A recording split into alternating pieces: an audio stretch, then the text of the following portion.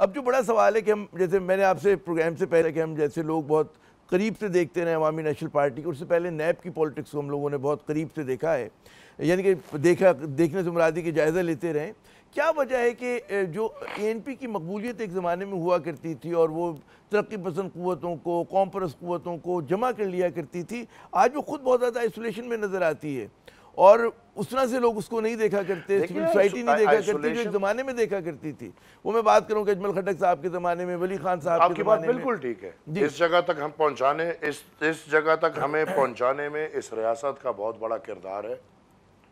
और जिस तरह आपने बोला, ये तो कयूम खान से लेके फिर ज़ियाउल हक और भुट्टो और नवाज शरीफ और इमरान और ये सब जमात इस्लामी और ये सब चीज़ें इसी तहरीक को नचोड़ने के लिए हुए हैं। लेकिन एक तो अल्हम्दुलिल्लाह ये तहरीक ओरिजिनल है, 100 साल में ये नचोड़ा नहीं गया। अदरवाइज़ ऐसे ऐसे दिन हैं कि एक एक दिन में इस तहरीक के 1000, 2000, 3000 लोग शहीद हुए हैं।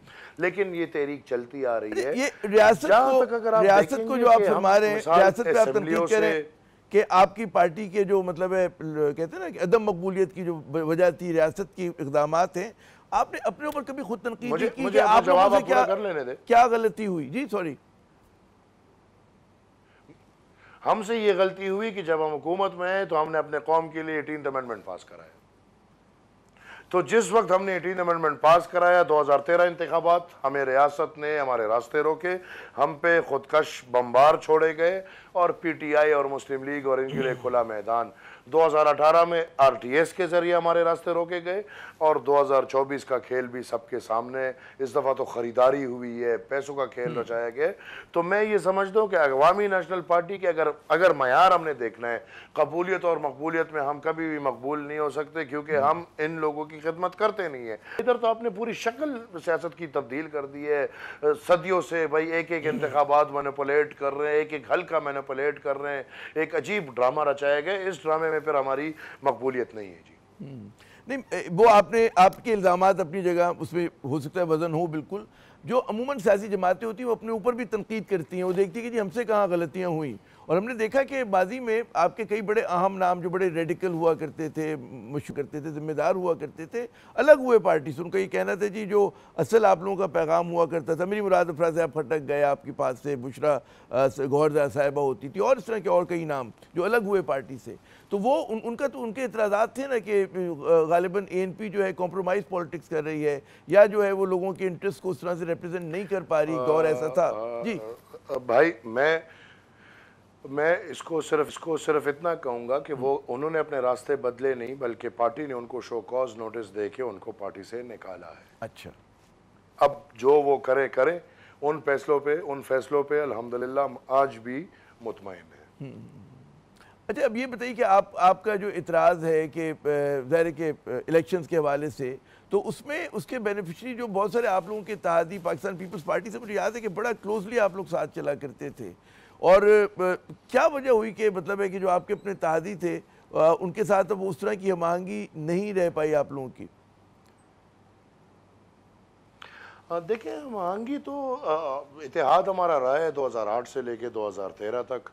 हाँ। और उस इत्तेहाद में हमने अल्हम्दुलिल्लाह फ़ख्रिया तौर पे इस कौम की बड़ी खिदमतें की है। उसके बाद तो फिर आपको पता है कि सियासी इत्तेहाद बिल्कुल हमने तहरीकों में ये पीडीएम हमने बनाया था, जिसको फिर हम और पीपल पार्टी ने मिलकर ये पीडीएम बनाया और फिर हम दोनों को उससे बाहर कर दिया। और उस तरह आज भी लाइक उस तरह सियासी तौर पे है। लेकिन ऑब्वियसली मैं ये समझता हूँ कि हमारी जितनी भी सियासत है वो नज़रियाती होनी चाहिए, और फिर नज़रियात में अगर हम किसी की भी मुखालिफ है तो we have to stand on it, बस दैट्स ऑल। सर ये बताइएगा कि ये जो एक बड़ा अहम सवाल है कि आपको जो है इंतखाबात पे इतराज़ है, तो क्या किसी बड़े हिज़्ब इख्तिलाफ के इत्तेहाद का हिस्सा बनेंगे? माजी में एनपी रही है, एमआरडी का कभी हिस्सा रही है, कभी और अलाइंसेस का। इस मरतबा जो कोशिशें हो रही हैं उसमें आप लोग शामिल हैं, उसको किस नज़र से देखते हैं? किस इत्तेहाद का हिस्सा बने? वो इत्तेहाद जो हुकूमत में है या वो इत्तेहाद जो अपोजिशन? मैं इसमें इख्तिलाफ की बात कर रहा हूं। तो दोनों की डोरियां एक ही जगह से खिंच रही है जी। इस निज़ाम में तो हम एक के साथ भी नहीं चल सकते। हाँ, हम उम्मीद रखते हैं कि इंशाल्लाह एक माहौल बनाएंगे। हमें पहले इस जमहूरियत को साफ करना होगा, हमें तो उधर से ये चीज़ें हैं, उधर से हमें ये सब जदोजहद करनी पड़ेगी।